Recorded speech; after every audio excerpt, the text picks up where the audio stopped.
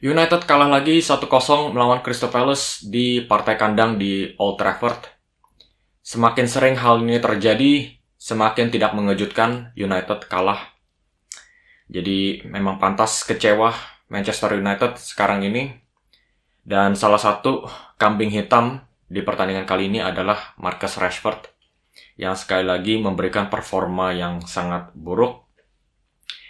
Ada beberapa pandit Manchester United yang mengatakan Rashford tidak pantas masuk ke starting lineup United lagi. Dan ada dua sisi dari argumen seperti ini. Di satu sisi adalah siapa yang bisa menggantikan Marcus Rashford di posisi kiri. Mungkin Alejandro Garnacho bisa masuk, tapi dia tetap bukan Marcus Rashford. Dia memang betul dari segi pengaliran bola, dia itu lebih bersedia untuk mengoper ke pemain yang lagi kosong. Dan dia juga dari segi dribbling lebih direct, lebih hidup daripada Rashford. Tapi yang saya lihat di pertandingan melawan Crystal Palace ini adalah ketika Garnacho sudah menerima bola di area yang menjanjikan di dalam kotak penalti, dia itu dari segi penyelesaian dan juga memberikan umpan-umpan crossing, dia itu masih belum levelnya Rashford.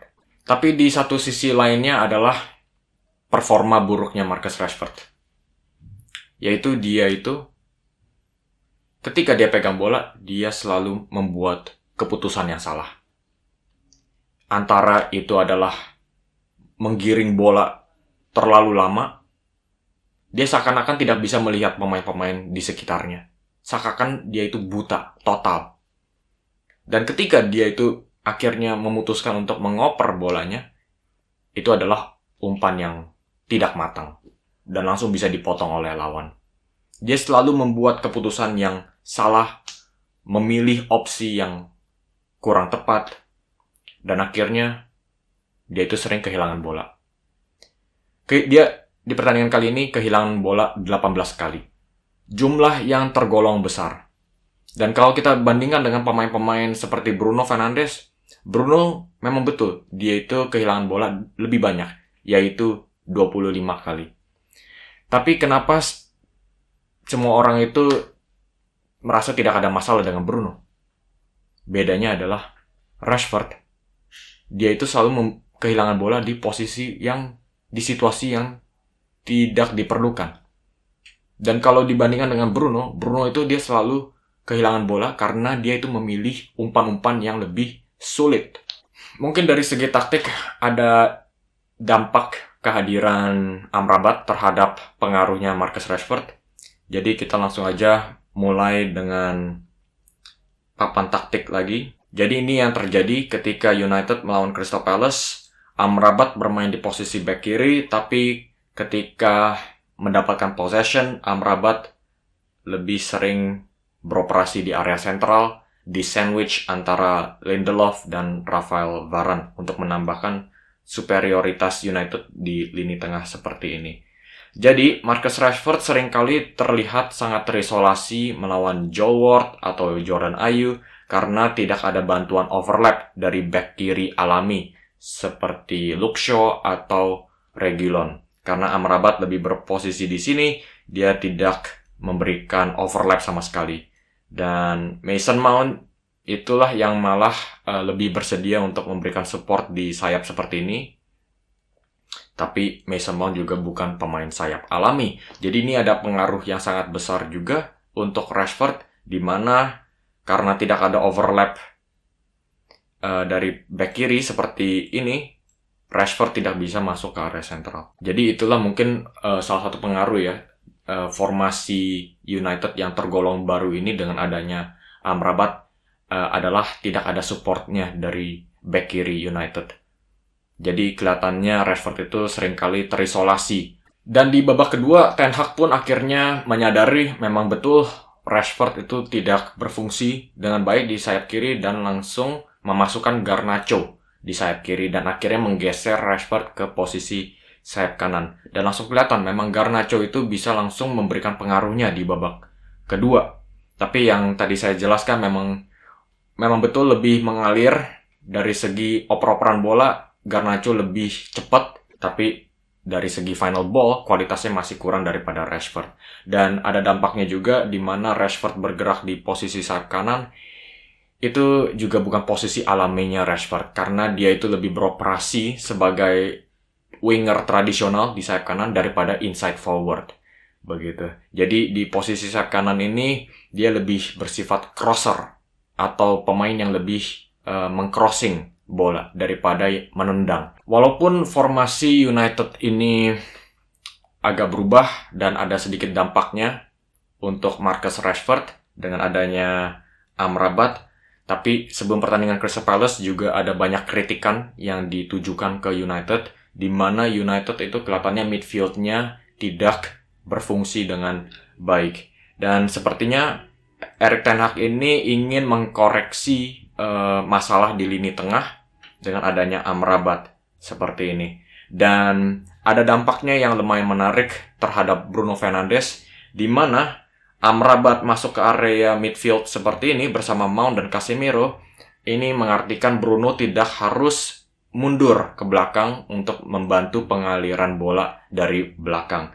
Jadi ini ada dampak ke Bruno di mana dia itu bisa lebih beroperasi sebagai pemain nomor 10 di belakang Højlund. Dan seperti yang kita ketahui, di bawah Ole Gunnar Solskjaer, Bruno itu sangat efektif di posisi nomor 10 ini. Dan itu bisa kita lihat dari pengaruh Bruno di pertandingan melawan Crystal Palace. Dia bisa meluncurkan bola-bola crossing sebanyak 12 kali. Sangat banyak, tapi yang sukses adalah 2 kali yang bisa sampai ke kaki pemain. Begitu. Jadi pengaruhnya Bruno ini sudah semakin kelihatan, tapi harus dipoles lagi kualitas final ball-nya di area-area seperti ini. Dan United, kalau mereka ingin menjalankan taktik seperti ini, ingin mendorong Bruno menjadi pemain nomor 10, jadi apa yang terjadi? Ketika Bruno mendapatkan bola di area seperti ini, apa yang akan dia lakukan? Dia akan bergerak di posisi sentral atau mungkin ada di posisi half space kanan seperti ini. Dan ketika dia pegang bola, dia akan meluncurkan crossing-crossing ke tiang belakang untuk disundul oleh Højlund. Tapi ada masalahnya lagi, karena dengan peluncuran-peluncuran crossing yang sangat banyak seperti ini, butuh seorang target man alami. Dari segi postur, Højlund itu sebetulnya sudah cocok sebagai target man, tapi yang saya perhatikan melawan Crystal Palace, ketika Rashford yang memegang bola, Rashford itu bisa langsung meluncurkan bola crossing ke tiang belakang. Dan seharusnya Højlund itu memberikan kehadirannya di posisi seperti ini untuk bisa menyundul crossingnya. Tapi apa yang dilakukan Højlund adalah dia memberikan pergerakan ke half space lagi.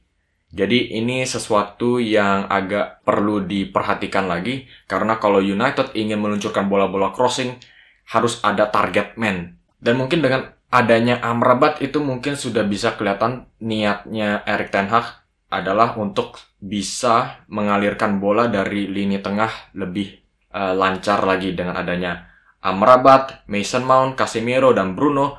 Harapannya adalah mereka bisa melakukan kombinasi operan-operan pendek di lini tengah. Tapi apa yang terjadi melawan Crystal Palace adalah mereka mengoper bolanya itu terlalu pelan.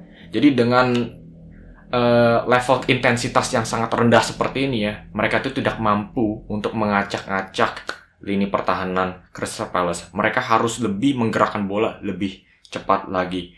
Dan berdasarkan formasi seperti ini, saya lihat United itu juga memerlukan satu winger, inside winger yang lebih tajam lagi. Pastinya itu bukan Facundo Pellistri yang bermain sebagai sayap kanan. Karena yang saya ingin lihat dari United adalah mereka harus lebih mendominasi lini tengah lagi. Jadi dengan adanya inside winger seperti Anthony, mungkin bukan dari segi gol dan assist, tapi Anthony juga bisa bersifat inside winger seperti ini.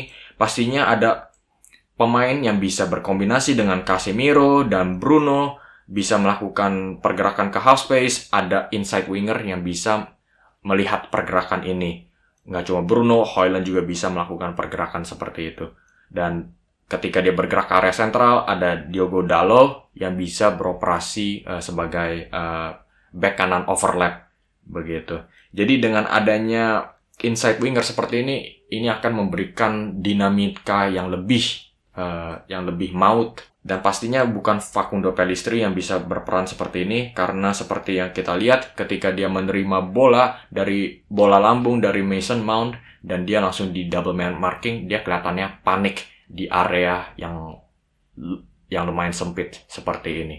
Jadi itu sebetulnya masalah yang cukup besar dari United.